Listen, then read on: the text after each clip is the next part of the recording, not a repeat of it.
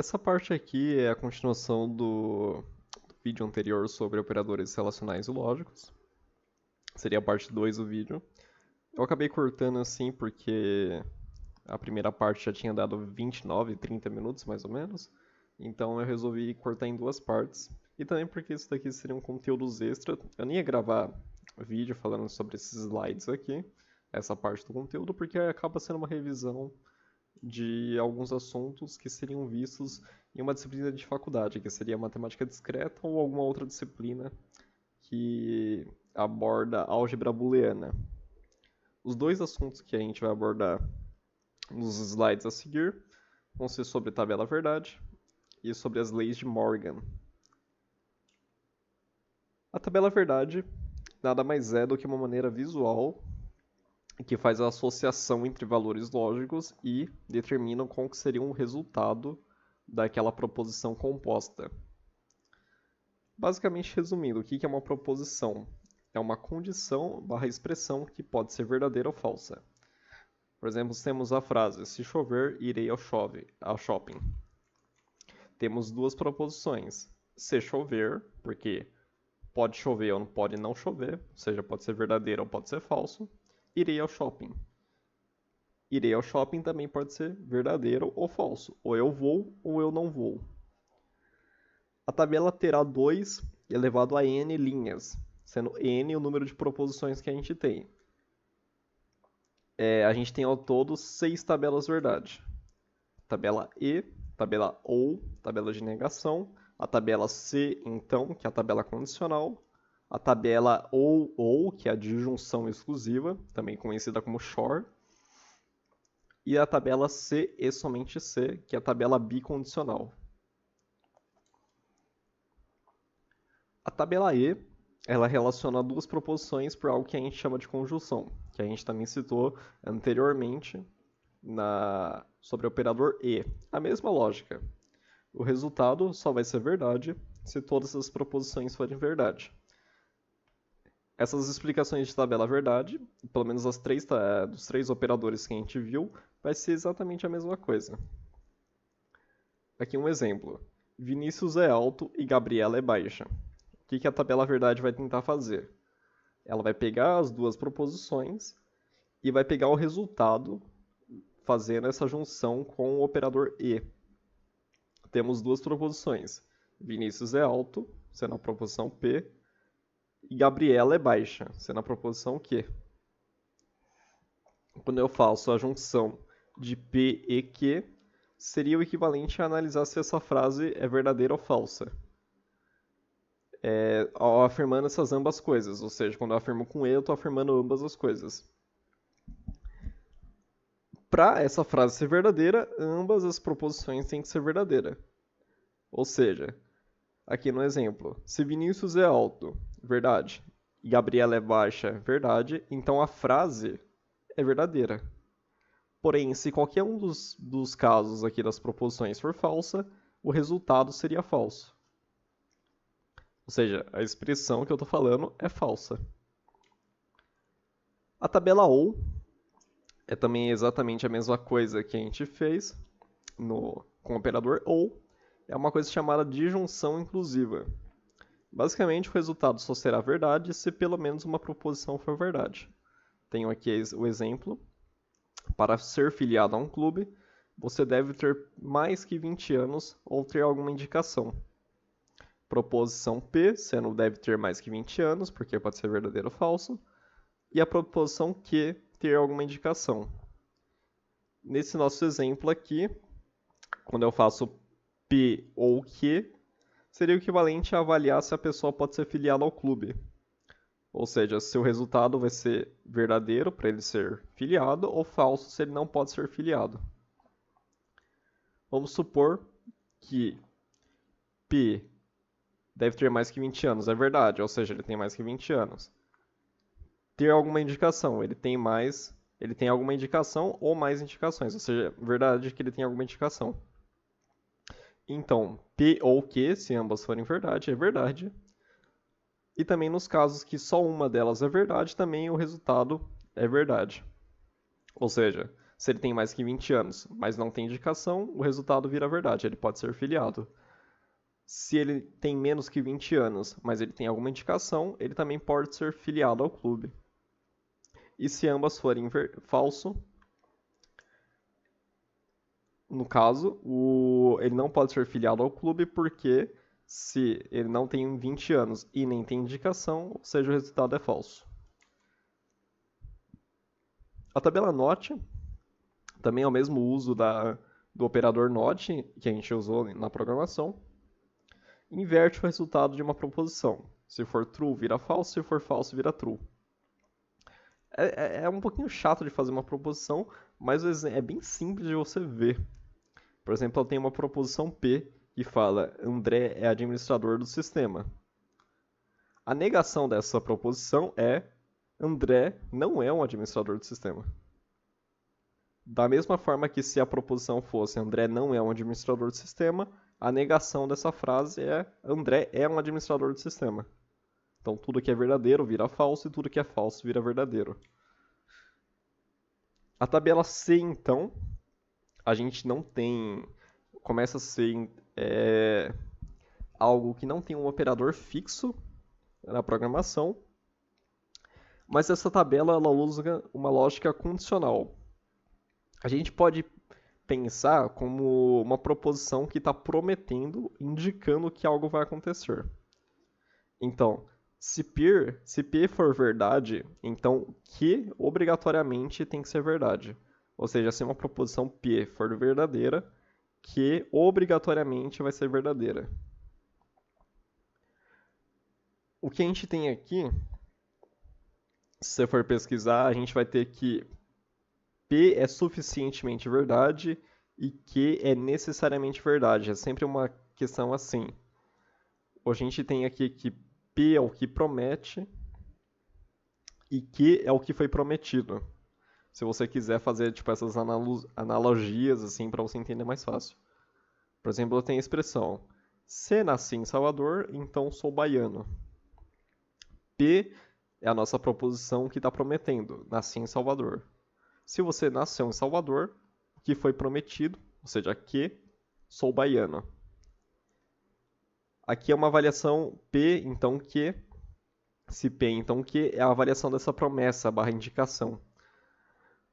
O único caso que vai ser, o resultado dessa expressão vai ser falso, é se eu tenho que o que foi prometido, ou seja, sou baiano é falso, e o que está indicando, o que está prometendo, for verdadeiro. Como assim? Vamos supor que eu tenho aqui o caso, eu nasci em Salvador, mas eu estou falando que eu não sou baiano. Então essa expressão aqui, essa afirmação, essa frase está sendo afirmada, inteira é falsa. Aqui nesse caso, acontece sendo falsa porque é impossível alguém nascer em Salvador e não ser baiano. Só que é totalmente plausível alguém nascer em Salvador, alguém não nascer em Salvador e ser baiano. Então o único caso que isso aqui é falso é se a expressão da esquerda for verdadeira e a expressão da direita for falsa. Falando um pouquinho sobre a tabela Shor, ou também conhecida como ou exclusivo, ela usa de algo chamado de junção exclusiva. Ou seja, a expressão só é verdadeira se ambas as proposições forem diferentes. O exemplo mais claro aqui é a expressão ou João trabalha ou João estuda, mas ambas não podem acontecer, ambas não podem ser verdade ou ambas não podem ser falsas ao mesmo tempo. Tem a proposição João trabalha, eu tenho a proposição que João estuda. Quando eu faço P Shor que, ou P ou exclusivo que, é a avaliação se essa expressão na ótica da tabela Shor. A maneira mais simples de entender é aquele negócio famoso que a gente fala ou é um ou é outro. Então, se ambas forem verdade, o resultado dessa expressão vai ser falso. E se ambas forem falso, o resultado dessa expressão é falso também. Então, se P é verdade e Q é falso, ou se P é falso e Q é verdade, ou seja, ambas são diferentes, o resultado da expressão é verdadeiro. Só é falso quando ambas são iguais. Tem outra expressão agora, a tabela de se e somente se, ou também conhecida pela bicondicionalidade, que acontece o seguinte: o resultado dessa tabela é verdade se e somente se ambas as proposições forem verdadeiras ou se ambas as proposições forem falsas, ou seja, se ambos forem iguais. Aqui o caso, a lâmpada está acesa se e somente se o interruptor estiver ligado. Tem duas proposições. A lâmpada está acesa e o interruptor está ligado. Aqui eu estou fazendo que, se ambas forem iguais, o resultado é verdade. Vamos supor, a lâmpada está acesa, é verdadeiro. E o interruptor está ligado, é falso. Ou seja, essa expressão é falsa, porque não faz sentido. A lâmpada só está acesa se e somente se o interruptor estiver ligado. Agora, caso contrário, a lâmpada está apagada, mas o interruptor está ligado. Também a expressão é falsa, porque fere o se e somente se. Então só vai ser verdade em duas ocasiões. Se a lâmpada estiver acesa e o interruptor estiver ligado, a expressão é válida, é verdadeira. Ao mesmo tempo que se a lâmpada estiver apagada e o interruptor estiver desligado, então a expressão continua sendo válida, verdadeira. Só é falso quando ambas forem diferentes. É um pouquinho diferente do Shor. Aqui, obrigatoriamente, ambas têm que ser iguais para ser verdadeira a expressão. De novo, fazendo aquela perguntinha, existem essas tabelas que a gente citou novas na programação? Não existem operadores específicos para todas. A gente tem operadores específicos para a tabela E, tabela OR e tabela NOT. Por caso da tabela OR exclusiva, a gente tem o operador SHOR. Ele pode ser usado com os dados Boolean, que funciona igual. Só que quando a gente trabalha com tipos inteiros, ele acaba fazendo uma operação bit a bit, que é o assunto da aula 4.1. Mesmo assim, a gente faz uma coisa meio que manual, que é uma interpretação do operador SHOR, que é a avaliação se uma proposição A é diferente de uma proposição B. Ou seja, se um valor A é diferente de um valor B. As tabelas C, então, e C, somente C não tem um operador, mas a gente faz um código meio manual que faz a simulação dessas tabelas. A tabela C, então, se é um administrador, então pode deletar arquivos. A gente faz dessa forma: not isadmin ou pode deletar. Por quê?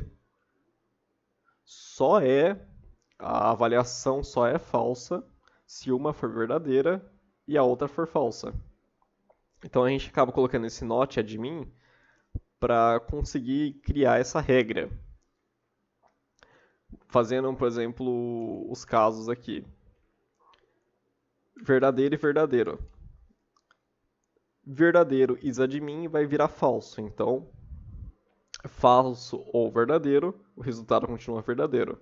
Ou seja, eu não prometi nada. Eu falei que se ele for um administrador, então obrigatoriamente ele pode deletar arquivos. Só que se ele não for um administrador, ou seja, vamos supor aqui o caso primeiro, verdadeiro e verdadeiro. Ele é um administrador, então ele pode deletar arquivos. No nosso código aqui, falso ou verdadeiro, ok, ele é o verdadeiro. Vamos fazer o caso agora. Ele não é um administrador, então a primeira proposição é falsa e a segunda é verdadeira. Eu não prometi nada. Então, eu falei que se ele fosse um administrador, ele pode deletar arquivos. Só que se ele não for administrador, ele ainda pode deletar arquivos, porque vamos supor um outro caso de usuário, um usuário coordenador que pode deletar arquivos. A promessa não foi feita. Então, o que foi prometido ainda assim pode acontecer. Porque eu não estou prometendo nada. Ou seja, eu falei, ele não é um administrador, mas mesmo assim ele pode deletar arquivos. Fazendo aqui, o isadmin é falso, vai virar verdadeiro. Verdadeiro ou verdadeiro. O resultado é verdadeiro. Agora vamos supor o caso. Ele é um administrador, mas na nossa regra aqui ele acabou não podendo deletar arquivos. Que seria o único caso em que essa expressão inteira é falsa. Verdadeiro, not verdadeiro vira falso, ou então, not verdadeiro vira falso, ou falso acaba virando falso. Então, o caso em que você tem o que está prometendo é verdadeiro e o que foi prometido é falso, a gente tem que essa expressão é falsa. Seria o caso aqui, fazendo que é verdadeiro e o outro é falso. E o caso que ambos são falsos, vamos supor, se eu não prometi nada, ou seja, ele não é um administrador e ele não pode deletar arquivos, continua válido na nossa regra. Então, falso vira verdadeiro, ou falso, então verdadeiro ou falso, verdadeiro. A tabela C e somente C na programação, um usuário está autenticado, C e somente C possuem um token válido. A tabela C e somente C, ela obriga que ambos os valores sejam iguais, então a gente faz da seguinte forma. Se autenticado igual a token válido, ou seja, se autenticado é verdadeiro e token válido é verdadeiro, avalia se ambos são iguais, se ambos são verdadeiros. Se ambos forem verdadeiros, ou seja, é coerente essa expressão. Essa expressão continua coerente. Da mesma forma, se ele não tiver autenticado e ele não possui um token válido, a expressão continua coerente. Falando um pouquinho sobre as leis de Morgan, são duas leis propostas pelo britânico Augustus de Morgan no século XX. Elas demonstram o comportamento das negações em proposições compostas. No primeiro vídeo, a gente viu mais ou menos essa utilização em um exemplo lá sobre temperatura máxima, se eu não estou enganado. Usando essas proposições compostas usando e ou. É o jeito que as negações se comportam quando estão negando duas coisas, ou negando uma coisa ou outra coisa. A gente usa essas proposições para ir pensando melhor e escrevendo melhores códigos. A primeira lei de Morgan, ela descreve que negar duas proposições simples, que estão compostas pelo operador e, ou seja, p e q, é a mesma coisa que negar as duas proposições e trocar só pelo operador pelo ou. Ou seja, negar p e q é a mesma coisa que negar P ou negar Q. Como assim? Negar que Ana é médica e José é policial é a mesma coisa que negar que Ana não é médica ou José não é policial. Vamos supor, tabela é verdade. Só é verdade se ambas as coisas forem verdade. Então, se eu estou negando isso, se eu estou negando que ambas as coisas são verdade, eu estou negando que pelo menos uma das coisas é falso. Então, se eu estou negando que Ana é médica e José é policial, se eu estou falando que isso daqui é falso, essa expressão composta é falsa, é que pelo menos ou Ana não é médica ou José não é policial. Aqui eu fiz um exemplinho para exemplificar essa lei de Morgan em código. Aqui, um sistema deverá permitir o envio de arquivos que sejam menores que 350 MB e que tenham origem marcada como tracejável, ou seja, pelo char T. Caso não tenha nenhuma dessas condições, o arquivo não é permitido e um log é emitido. Eu tenho o tamanho máximo, uma variável tamanho máximo, uma variável origem. Veja que esse código aqui ele é um pouquinho difícil de ler. Note tamanho máximo menor 350 e origem verificada igual a T. Ou seja, se não atingir essas duas condições, eu emito um alerta. Caso contrário, o arquivo está permitido. A gente pode escrever esse mesmo código através dessa adaptação da lei de Morgan, colocando da primeira lei de Morgan, que a gente fala o seguinte, que se eu estou negando duas coisas, se eu estou negando uma proposição composta por E, é a mesma coisa de estar negando ou uma ou negando outra. Reescrever no mesmo código é a mesma coisa que escrever ou not o tamanho máximo é menor que 350 ou a origem verificada não é igual a t. De novo, a gente pode fazer a validação de ser permitido primeiro. Ficaria um pouquinho mais fácil. Só que, duas coisas. Eu coloquei esse exemplo para ver como que seria essa aplicação da lei de Morgan. E, ao mesmo tempo, um pouquinho mais para frente, a gente vai entender que escrever o caso mais simples, o caso em que eu teria uma negação, primeiro, é um pouquinho mais simples quando a gente for falar de programação com funções. Porque vamos supor que aqui a gente só está imprimindo uma mensagem, mas vamos supor que se o arquivo for permitido, eu vou fazer várias operações. Só que se o arquivo não for permitido, eu só quero emitir um alerta, fazer um log e pronto, acaba a operação inteira. Acaba essa operação de enviar o arquivo e fazer alguma coisa. Eu não quero fazer nada, porque o arquivo não foi permitido. Então eu coloco a condição aqui de negação primeiro. De novo, o exemplo de aplicação dessa primeira lei de Morgan, agora usando ela como uma maneira de pensar. Se eu estou negando que o tamanho máximo é menor que 350, ou eu estou negando que a origem verificada é igual a t, então, tirando esse operador de not, de negação, o que seria negar que o tamanho máximo é menor que 350? É falar que o tamanho é maior ou igual a 350. O que seria negar que a origem verificada é igual a t? É falar que a origem verificada é diferente de t. Quando a gente usa essa primeira lei de Morgan como... Primeiro, a gente pegou aquela expressão que estava esquisita, que not e uma coisa e outra coisa. Eu adaptei para not uma coisa ou not outra coisa. Agora eu peguei essa primeira lei de Morgan como uma maneira de pensar. Então eu peguei que negar que o tamanho máximo é menor que 350 é a mesma coisa que falar que o tamanho máximo é maior ou igual a 350. Eu peguei que negar que a origem verificada é igual a t é a mesma coisa que falar que a origem verificada é diferente de t. Então eu acabei reescrevendo uma terceira maneira do nosso código, que é essa daqui. Se o tamanho máximo for maior ou igual a 350, ou a origem verificada for diferente de t, eu emito o alerta. São 3 versões do mesmo código, que tem o mesmo resultado, e que cada escrita pode ser melhor dependendo da ocasião. Falando um pouco sobre a segunda lei de Morgan, que vai exemplificar mais ainda sobre essa escrita diferente em cada caso.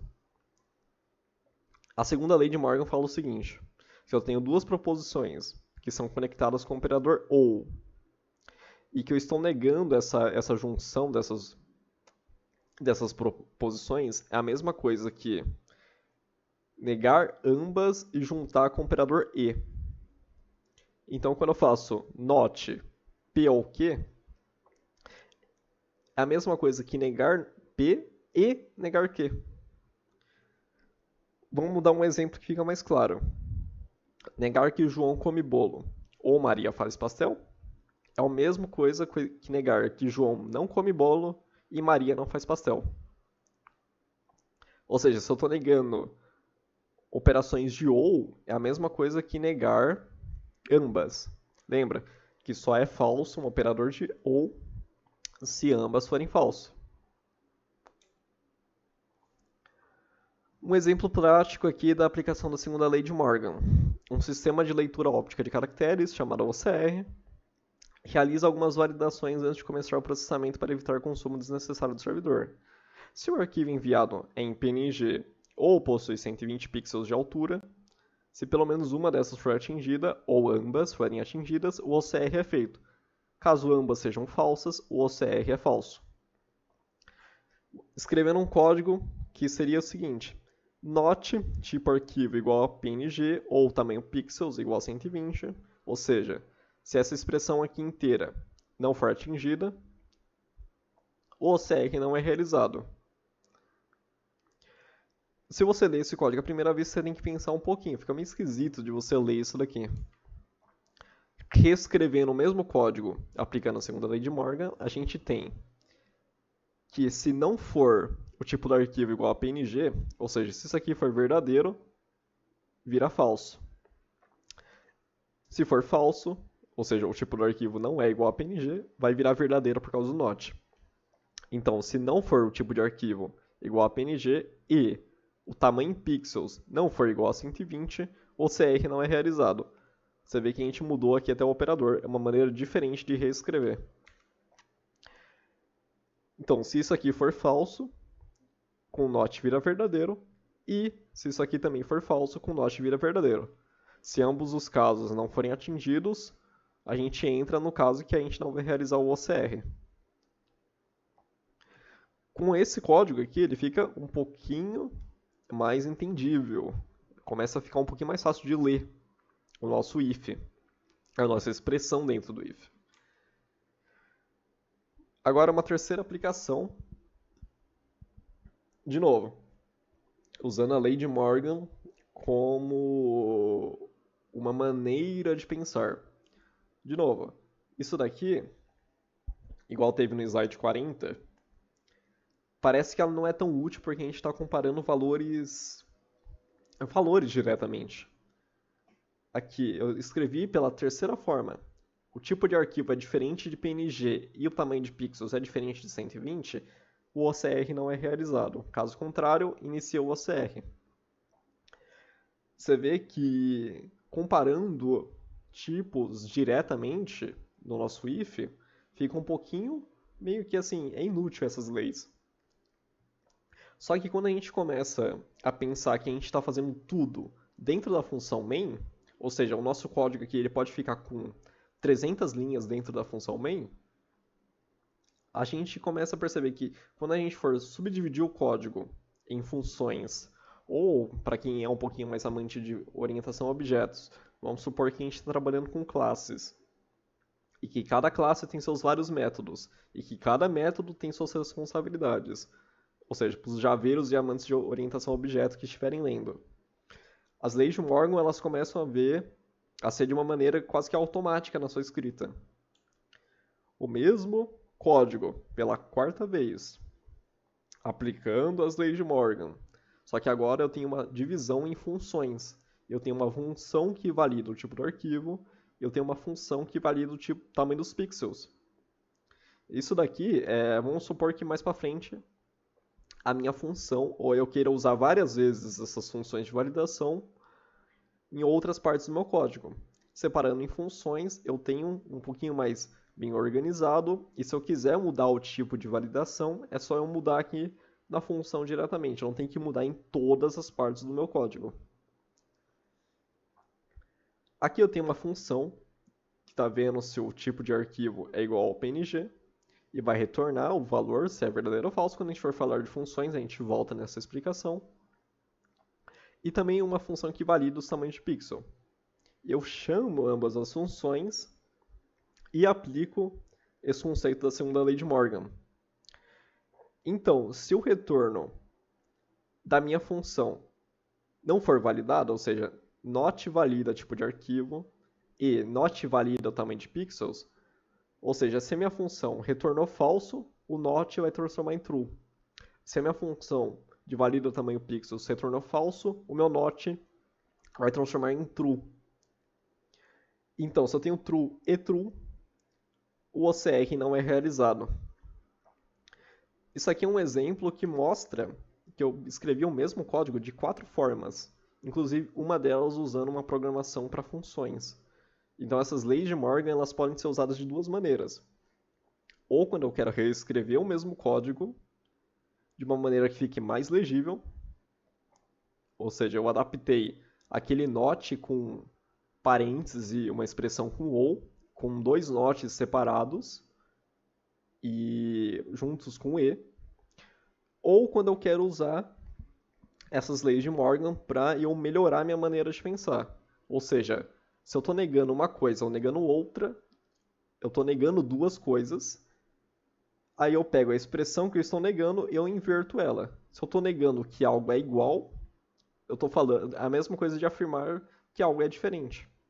Se eu estou negando que algo é maior, é a mesma coisa que falar que algo é menor ou igual.